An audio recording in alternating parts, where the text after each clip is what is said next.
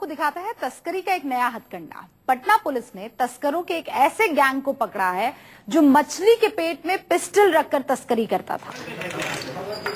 गुप्त सूचना मिली थी और उसी के आधार पर पुलिस ने पटना के गंगा किनारे जब छापेमारी की तो पुलिस को नाव से मछलियों के अलावा कुछ भी नहीं मिला।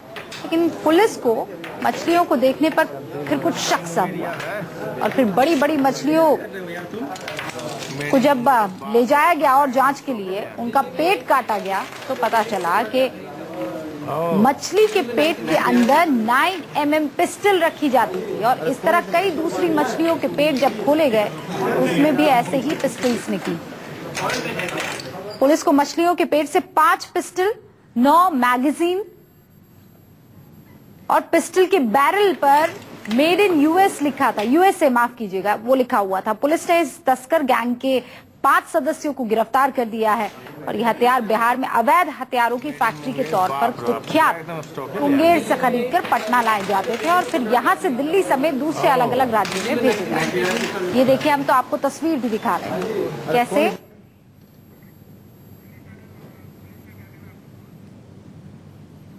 मछली के पेट में पिस्टल जो है वो छिपाई जाती थी और फिर स्मगल की जाती। पुलिस का क्या कुछ कहना है आपको सुनाते हैं। 5 नया पिस्टल बरामद किया गया है और कुछ मैगजीन बरामद किया गया है। पूर्व में भी कई जगह हथियार बरामद सप्लाई कर चुके हैं। इससे पूछताछ में यह भी पता लगा है कि कुछ नक्सलियों को भी सप्लाई कर चुके हैं और अपराधियों को भी कर चुके हैं।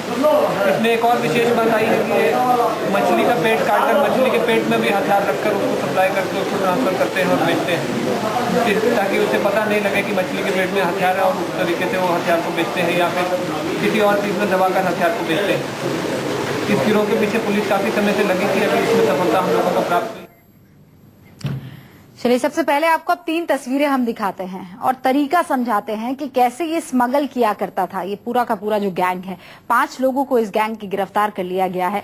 लेकिन देखिए, आप समझने की कोशिश कीजिए तो पटना में मौजूद थे लोग। जाहिर सी बात है, जब यहाँ से जाता होगा दूसरे राज्यों में तो वहां भी कई लोग मौजूद होंगे, वहां भी इस गैंग के कई ऐसे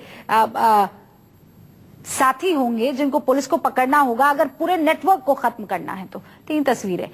पहला, तस्करी कैसे होती थी। दूसरा, मछली के पेट को चीरकर उसमें पिस्टल छिपाई जाती थी और उसके बाद इसे दूसरे अलग अलग राज्यों में, चाहे वो दिल्ली हो या दूसरा कोई राज्य हो, वहां पर इसे भेजा जाता था। इसमें न सिर्फ पिस्टल बल्कि मैगजीन भी छिपाकर भेजी जाती थी। तस्करों का यह हथकंडा था। हमारे संवाददाता अमिताभ ओझा हमारे साथ जुड़ गए। सीधा रुख करते हैं अमिताभ का। अमिताभ, वाकई ये तरीका देखकर समझ में आता है कि किस हद तक पहुंच चुकी थी स्मगलिंग की ये तकनीक जो है।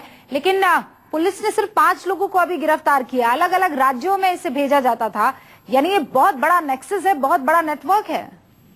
जी बिल्कुल रूबिका, इससे पहले इस गिरोह के लोग पटना में पकड़े गए थे जिन्होंने स्कॉर्पियो के सीट के नीचे एक जगह बनाई थी जहां पर यह हथियार छुपा कर लाते थे। साथ ही आपको खास बात यह है कि जो गिरोह के पकड़े गए हैं सदस्य, उन्होंने बताया है कि कुछ दिन पहले जो दिल्ली में एम्बेसडर कार के हेडलाइट के अंदर जो पिस्टल छुपा के रखे गए थे, करीब 90 पिस्टल, तो वो भी इसी गिरोह ने भेजे थे, जहाँ इस गिरोह के 2 सदस्य गिरफ्तार भी कर लिए गए थे। तो यह गिरोह अच्छा, ये वही गिरोह है जो कभी एम्बेसडर के हेडलाइट के पीछे पिस्टल छिपाता है और कभी मछली के पेट में।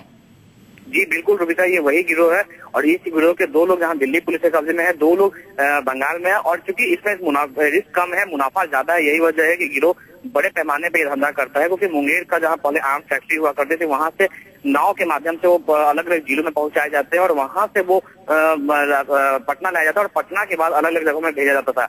इन लोगों ने ये भी बताया कि कुछ कुरियर के द्वारा भी ये पार्सल के अंदर भी सामान रख के भेजा करते हैं। कुछ दिन पहले राजधानी एक्सप्रेस से भी इनके गिरोह के 2 लोग पकड़े गए थे। तो इसका बड़ा नेटवर्क राज्य में फैला है जहाँ ये कम कीमत पर हथियार खरीदते हैं। और यानी कुल मिलाकर कुछ 8 लोग अलग अलग राज्यों से गिरफ्तार हुए हैं। अब उनसे पूछताछ की जा रही है और इस गैंग के बारे में, इसके नेटवर्क के बारे में पता लगाने की कोशिश हो रही है।